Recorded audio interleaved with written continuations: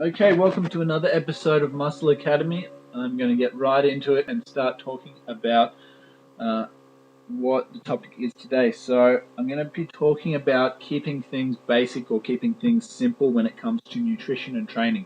I think that a lot of people uh, miss the most important things when it comes to this stuff, and it's really not that hard.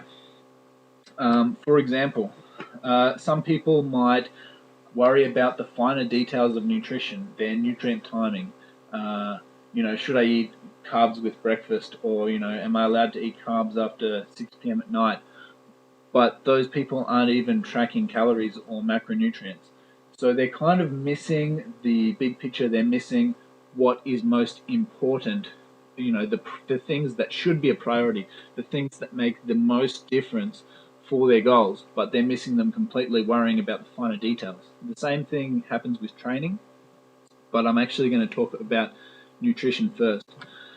So, by and large, the best approach to nutrition, in my opinion, is tracking macronutrients and calories. You just can't beat the laws of thermodynamics. That's going to be the most important thing. If you're not tracking macros and calories, I wouldn't even worry about looking at the other stuff.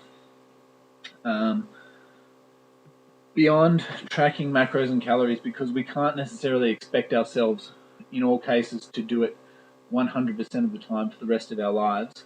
Um, we can go one level down and go ahead and track protein and track calories, but not necessarily track exact amounts of carbs and fats.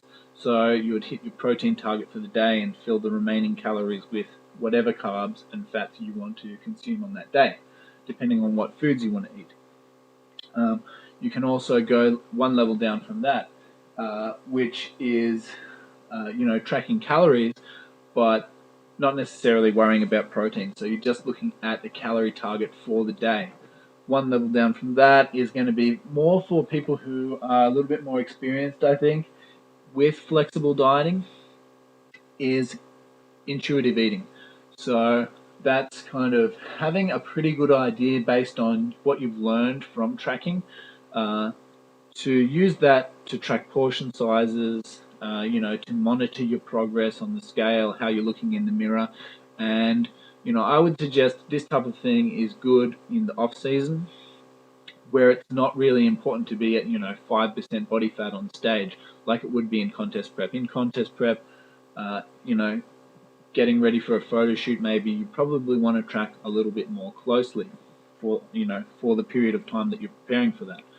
Um, that's about all I want to say about nutrition. I'm going to get onto training now.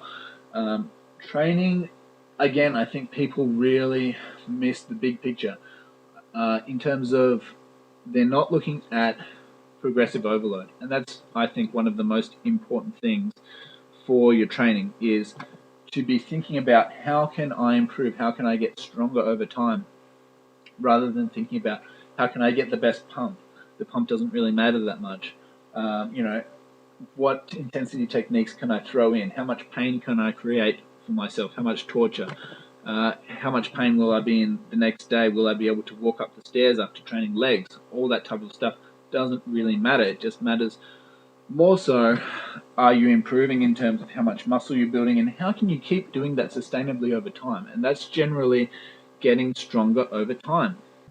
That's what progressive overload means. It means getting stronger over time, making things more difficult over time so that your body adapts and you grow. So if you're doing too much intensity techniques, it really takes away from your ability to continue to progress, because those things, whilst they add volume transiently, are usually fatiguing and reduce performance. So the things that I would focus on are your exercise selection. That is important because you should be choosing exercises that suit your goals, which suit your mechanics, your limb length, that type of thing, which don't hurt your body, which you enjoy doing. That's really important, I think. Doing exercises that you enjoy, or including at least some exercises that you enjoy, because it will increase your adherence and make you more consistent with your training. Um, and also exercises like compound exercises, which are good for making progress on, are really important too. I think that it would be wise, if your goal is hypertrophy, to include some compound exercises and also some isolation exercises. The frequency of your training, you should be usually sticking to between 2 to 3 times per week, in my opinion. Your volume, a good idea is 40 to 70 reps per muscle group per session. And your intensity, your rep ranges, in other words, should be between 1 and 15 reps. Now, beyond that, you want to look at your progression scheme, and a really good way to do that is to choose a rep range you want to work in, and after you reach the upper limit for all your sets in that rep range, then you would go back down to the bottom of the rep range and increase the weight by the smallest possible increment. That's really one way to progress. I think that's the most simple way to progress. So that's it for this video, guys. If you like the video, please like and subscribe, and I'll be seeing you guys in the next video.